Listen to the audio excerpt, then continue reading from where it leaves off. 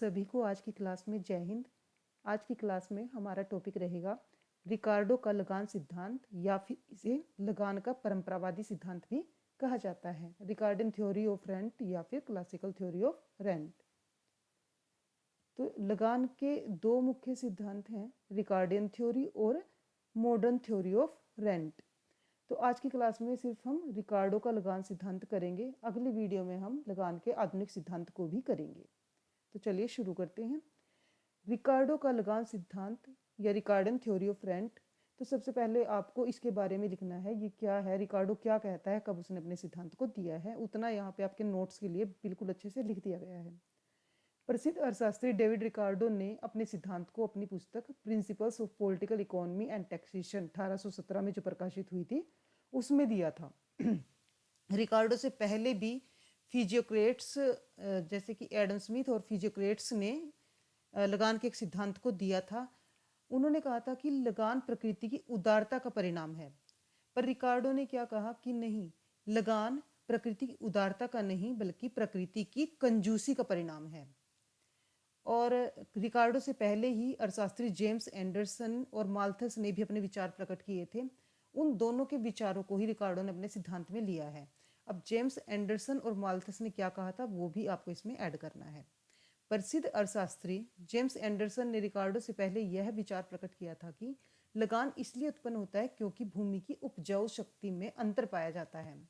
कृषि उपज या उत्पादन बढ़ाने के लिए जब विस्तृत खेती की जाती है तो घटिया किस्म की भूमि पर भी खेती करनी पड़ती है, और इसके फलस्वरूप जो बढ़िया भूमि पर खेती करने से जो अधिक उपज प्राप्त हो रही है वही लगान है। ये एंडरसन का विचार था। और माल्थस ने क्या कहा था कि भूमि के एक निश्चित क्षेत्र पर गहन खेती करके उपज बढ़ाई जा सकती है। यानी जो एंडरसन है उसने बात की है विस्तृत खेती की, ये अभी हम क्वेश्चन में आगे पढ़ेंगे क्या होता है। और माल्थस ने बात की है गहन खेती की, ये भी आगे आएगा। तो माल्थस के अनुसार भूमि के एक निश्चित क्षेत्र पर गहन खेती करके उपज बढ़ाई जा सकती है, परंतु घटते प्रतिफल के नियम के अनुसार जैसे जैसे श्रम तथा पूंजी की अधिक मात्रा का प्रयोग किया जाता है तो सीमांत उत्पादकता कम होती जाएगी तथा पहले वाली इकाइयों से सीमांत इकाई की अपेक्षा जो अधिक उपज प्राप्त होती है वही लगान कहलाएगी।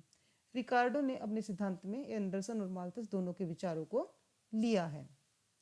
तो इस इंट्रोडक्शन में जितना भी आपके याद रहेगा ये सारी आप पढ़ लेना, जितना आपके याद रहेगा उतना आप वहाँ पे लिख दोगे। और आप इसकी एक डेफिनेशन को भी याद रखना बेटे, ये भी काफ़ी फेमस डेफिनेशन होती है रिकार्डो की लगान के लिए, क्योंकि कई बार जब क्वेश्चन पूछा जाता है तो ऐसे ना पूछ के रिकार्डो की लगान थ्योरी को एक्सप्लेन करें, सीधा ये पूछ लिया जाता है कि लगान भूमि की उपज का वह भाग है जो भूमि की मौलिक तथा अविनाशी शक्तियों के लिए भूस्वामी को दिया जाता है, एक्सप्लेन करें, व्याख्या करें। तो आपको समझ जाना है कि ऐसे पूछा है तो यानी कि हमें रिकार्डो के लगान सिद्धांत की व्याख्या करनी है। तो इंट्रोडक्शन में आप लोग इतना इंक्लूड जरूर करोगे बेटे। इसके बाद है सिद्धांत की मान्यताएं। इसकी काफ़ी सारी मान्यताएं हैं, यहाँ पे 8-10 मान्यताएं हैं, पर अगर आप पेपर में 6-7 भी लिख के आ जाते हो तो काफ़ी रहेगा, आपके नंबरों पर कोई फर्क नहीं पड़ेगा। तो कौन कौन सी मान्यताएं हैं वो देख लेते हैं। भूमि की उर्वरता में अंतर है, यानी कुछ भूमि अच्छी उपजाऊ है और कुछ कम उपजाऊ है। समस्त अर्थव्यवस्था के लिए भूमि की पूर्ति स्थिर होती है। भूमि का केवल एक ही उपयोग है, उस पर खेती करना। वस्तु बाजार में पूर्ण प्रतियोगिता पाई जाती है। कृषि के क्षेत्र में घटते प्रतिफल का नियम लागू होता है। अर्थव्यवस्था में सीमांत भूमि अर्थात लगान रहित भूमि भी पाई जाती है। तो ये एक छोटा क्वेश्चन भी बनता है बेटे, ये भी आपको पता होना चाहिए कि छोटा क्वेश्चन इस तरह से आ जाता है कि सीमांत भूमि किसे कहते हैं। तब आपको इसका आंसर वही लिखना है कि सीमांत भूमि वह भूमि होती है जो सबसे घटिया भूमि होती है और इस भूमि पर कोई भी लगान उत्पन्न नहीं होता। भूमि पर खेती का कार्य भूमि की उपजाऊ शक्ति के क्रम के अनुसार किया जाता है, यानी सबसे पहले सबसे अधिक उपजाऊ भूमि पर खेती करेंगे, फिर उससे कम पर, फिर उससे कम पर। भूमि की उपजाऊ शक्ति मौलिक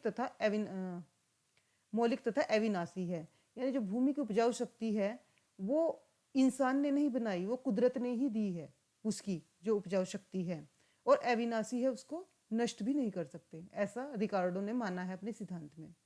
जनसंख्या में वृद्धि होने से कृषि पदार्थों की मांग बढ़ती है।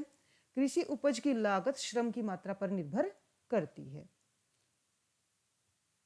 मान्यताओं के बाद आते हैं सिद्धांत की व्याख्या।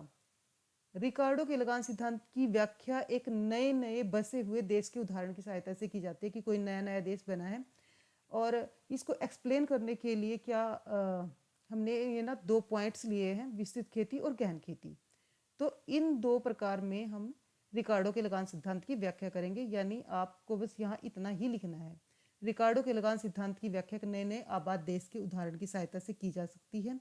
रिकार्डो के अनुसार लगान का निर्धारण 2 प्रकार की परिस्थितियों में किया जा सकता है, विस्तृत खेती और गहन खेती, एक्सटेंसिव कल्टीवेशन और इंटेंसिव कल्टीवेशन।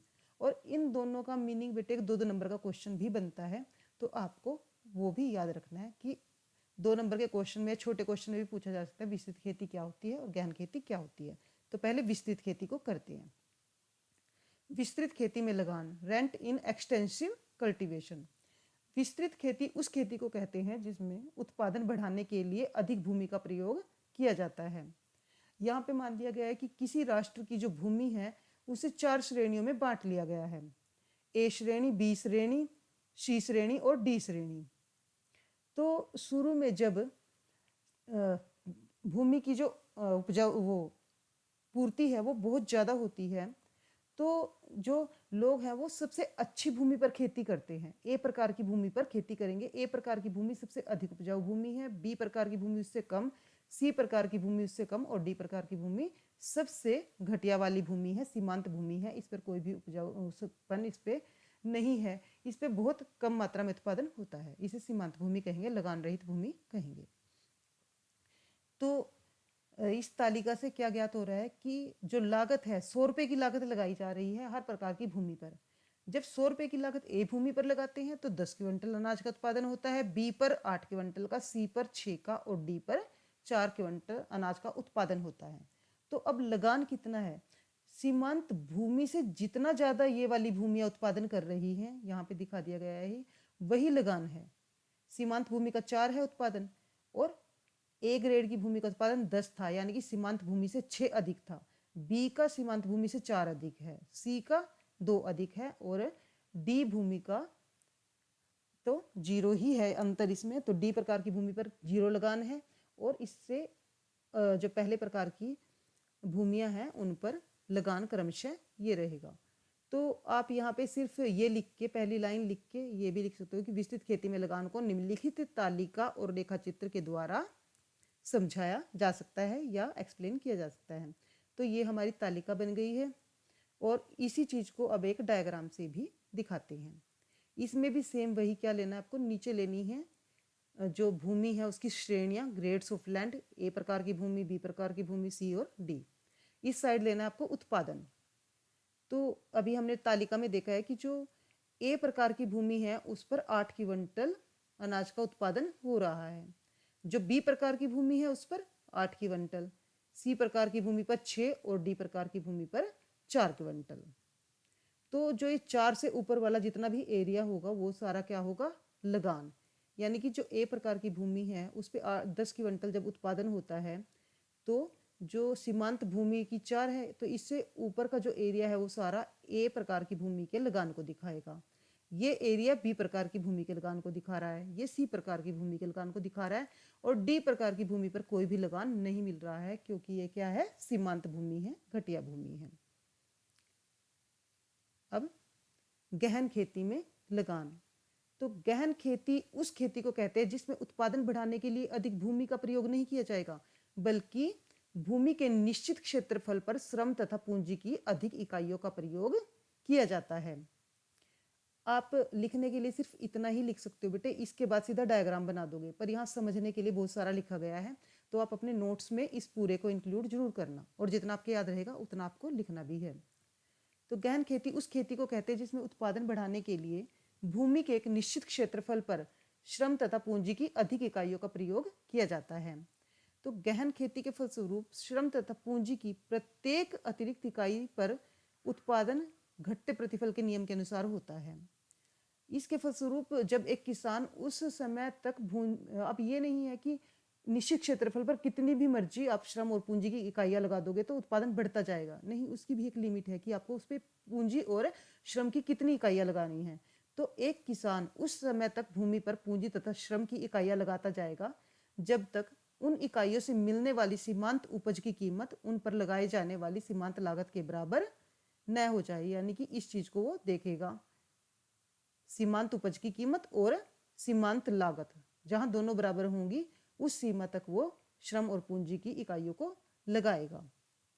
और जहां पर ये दोनों बराबर होंगी, सीमांत उपज की कीमत और सीमांत लागत, उस इकाई को सीमांत इकाई कहा जाएगा। सीमांत इकाई को कोई लगान प्राप्त नहीं होता। जैसे पिछले वाले विस्तृत खेती में क्या था, सीमांत भूमि, यहाँ पे क्या है, क्या वर्ड यूज हो रहा है, सीमांत इकाई। तो सीमांत इकाई भी छोटे क्वेश्चन में आ सकता है कि सीमांत इकाई किसे कहते हैं, तो आपको वही कहना है कि सीमांत इकाई वह इकाई है जिसको कोई लगान प्राप्त नहीं होता। यहाँ पर उपज की कीमत, सीमांत उपज की कीमत और सीमांत लागत एक दूसरे के बराबर होती है। इस इकाई से पहले, सीमांत इकाई से पहले जितनी इकाइयां लगाई जाएंगी वे पूर्व सीमांत इकाइयां कहलाएंगी। इन पूर्व सीमांत इकाइयों तथा सीमांत इकाई की उपज में जो अंतर होगा वह अंतर ही लगान कहलाएगा। अब ये इसको एक डायग्राम से दिखाया जाएगा। यहाँ पे लिया है श्रम तथा पूंजी की doses of labour and capital, यानी कि यहाँ यही था ना कि भूमि तो उतनी ही है, 1 एकड़ 2 एकड़ जो भी है, सिर्फ उस पर श्रम और पूंजी की अधिक इकाइयों को लगा के ज़्यादा उत्पादन बढ़ाया जा रहा है। और इधर है उत्पादन। तो यहाँ बेटे आप ये सेम डायग्राम ये वाला बना सकते हो, सेम यही वाला डायग्राम वहाँ चल जाएगा, क्योंकि यहाँ इस डायग्राम में क्या था, एक्सटेंसिव कल्टीवेशन में, विस्तृत खेती में यहाँ थे ग्रेड्स ऑफ लैंड, ए प्रकार की भूमि, बी प्रकार की भूमि, सी प्रकार की भूमि, और उनका उत्पादन कितना है। और यहाँ पे क्या है, डोजेज ऑफ कैपिटल की पहली डोज कितनी है श्रम और पूंजी की, दूसरी लगाई तो कितना उत्पादन हुआ, तीसरी डोज लगाई तो कितना उत्पादन हुआ, और चौथी लगाई तो कितना हुआ। तो यहाँ पे दिखाया गया है श्रम और पूंजी की जब पहली डोज लगाई गई तो उसने 8 क्विंटल उत्पादन किया, दूसरी डोज लगाई गई तो 6 क्विंटल उत्पादन हुआ, तीसरी डोज लगाई गई तो 4, और चौथी लगाई गई तो इतने क्विंटल उत्पादन हुआ है। तो इस तरह से ये है सीमांत इकाई। इससे पहले की इकाइयों को जो लगान प्राप्त हो रहा है वही क्या है, लगान, जो आधिक्य प्राप्त हो रहा है। तो इस तरह से अगर आप ये सेम डायग्राम भी रखते हो तो आपको क्या चेंज करना है, यहाँ पे आपको गहन खेती लिखना है, ये विस्तृत खेती नहीं है। सेम डायग्राम अगर आप बनाते हो और यहाँ ग्रेड्स ऑफ लैंड की जगह आप लिख दोगे doses of land, first, second, third और फोर्थ। बाकी सारा डायग्राम आपका सेम रहेगा, यही चल जाएगा आपका डायग्राम।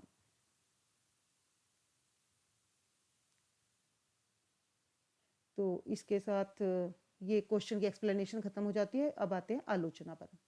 रिकार्डो के सिद्धांत की दोष या आलोचना, यहाँ पर 12-13 आलोचनाएं बताई गई हैं, जिसमें से अगर आप 6-7 आलोचनाएं लिख देते हो तो उतना आपके क्वेश्चन के लिए काफ़ी रहेगा। तो इनको एक बार देखते हैं। भूमि की शक्ति न तो मौलिक है और न ही अविनाशक है। रिकार्डो के अनुसार लगान भूमि की मौलिक तथा अविनाशी शक्तियों के प्रयोग के लिए दिया जाता है, पर भूमि की न तो कोई अविनाशी और न ही कोई मौलिक शक्ति होती है। यदि भूमि पर खाद आदि न डाला जाए तो उपजाऊपन समाप्त हो जाता है, और इसी प्रकार अगर हम अच्छी प्रकार की खाद का प्रयोग करेंगे तो मनुष्य अधिक श्रम करके उत्पादन शक्ति को बढ़ा सकता है। इतिहास की दृष्टि से निराधार, हिस्टोरिकली रोंग। रिकार्डो का यह कथन कि लोगों ने सबसे पहले अच्छी भूमि पर ही खेती की होगी वो ऐतिहासिक दृष्टि से गलत है। सीमांत या लगान रहित भूमि, मार्जिनल लैंड और नो रेंट लैंड। रिकार्डो ने अपने लगान सिद्धांत में यह बताया है कि प्रत्येक देश में ऐसी भूमि होती है जिस पर लगान नहीं मिलता, परंतु आलोचकों के अनुसार प्रत्येक देश में लगान रहित भूमि या सीमांत भूमि का पाया जाना आवश्यक नहीं है। जहाँ पे बहुत ज़्यादा जनसंख्या होती है वहाँ पर घटिया से घटिया भूमि पर भी लगान दिया जाता है। लगान उपजाऊपन के कारण नहीं बल्कि सीमितता के कारण मिलता है। रिकार्डो का यह कथन भी गलत माना गया है कि लगान भूमि के उपजाऊपन में अंतर के कारण पाया जाता है, परंतु माल्थस ने बताया है कि लगान सीमितता के कारण मिलता है, न कि उपजाऊपन में अंतर के कारण। लगान कृषि उपज के मूल्य में शामिल नहीं होता। Rent does not enter into price. Ricardo के अनुसार लगान मूल्य में शामिल नहीं होता। इसका अर्थ क्या है कि लगान के बढ़ने या कम होने से कीमतें कम या ज़्यादा नहीं होती, बल्कि कीमतों के कम या ज़्यादा होने के कारण लगान में वृद्धि या कमी होती है। इस वाले पॉइंट को भी बेटे आपको अच्छे से समझना है। ये भी कई बार 2 नंबर के मतलब शॉर्ट आंसर टाइप क्वेश्चन में ये आ जाता है कि एक्सप्लेन करें लगान कृषि की उपज के मूल्य में शामिल नहीं होता। लगान केवल भूमि के लिए ही नहीं दिया जाता है। रिकार्डो क्या मानता है कि जो लगान है वो सिर्फ भूमि के प्रयोग के लिए दिया जाता है, पर जो आधुनिक अर्थशास्त्री वर्तमान अर्थशास्त्री जैसे श्रीमती जॉन रॉबिन्सन, वे लगान को केवल भूमि के लिए ही नहीं बल्कि उत्पादन के सभी सीमित साधनों के लिए दिए जाने वाला उनका कीमत मानी जाती है। लगान उत्पन्न होने के कारणों पर उचित प्रकाश नहीं डालता। रिकार्डो का सिद्धांत केवल इस सामान्य सत्य को बताता है कि एक अच्छी वस्तु के लिए हमेशा ऊंची कीमत प्राप्त होगी। इस प्रकार एक अधिक उपजाऊ भूमि की कीमत उसकी अपेक्षा कम उपजाऊ भूमि से अधिक होगी, पर वह इस बात को नहीं बताता है कि लगान क्यों उत्पन्न होता है। केवल भूमि की मौलिक शक्ति के कारण उत्पादकता के माप में कठिनाई। आलोचकों के अनुसार भूमि की उत्पादकता पर भूमि की मौलिक शक्ति तथा उस पर लगाई गई पूंजी दोनों का प्रभाव पड़ता है। इसलिए यह जानना लगभग असंभव है कि भूमि की मौलिक शक्ति के कारण कितनी उत्पादकता प्राप्त हुई है। इसकी जानकारी के बिना रिकार्डो के अनुसार लगान का निर्धारण करना असंभव है। प्रत्येक भूमि की कुछ उपजाऊ शक्ति अवश्य होती है। यदि रिकार्डो की परिभाषा को तर्कपूर्ण दृष्टि से देखा जाए तो सीमांत भूमि जिस पर कोई लगान नहीं मिलता उसकी कोई मौलिक उपजाऊ शक्ति नहीं होनी चाहिए, परंतु आलोचकों के अनुसार रिकार्डो की यह धारणा गलत है। सीमांत या लगान रहित भूमि की कोई मौलिक उपजाऊ शक्ति नहीं होती। वास्तविकता यह है कि भूमि के प्रत्येक टुकड़े की कुछ न कुछ उपजाऊ शक्ति जरूर होती है। पूर्ण प्रतियोगिता की अवास्तविक मान्यता पर आधारित। रिकार्डो का सिद्धांत पूर्ण प्रतियोगिता की अवास्तविक धारणा पर आधारित है।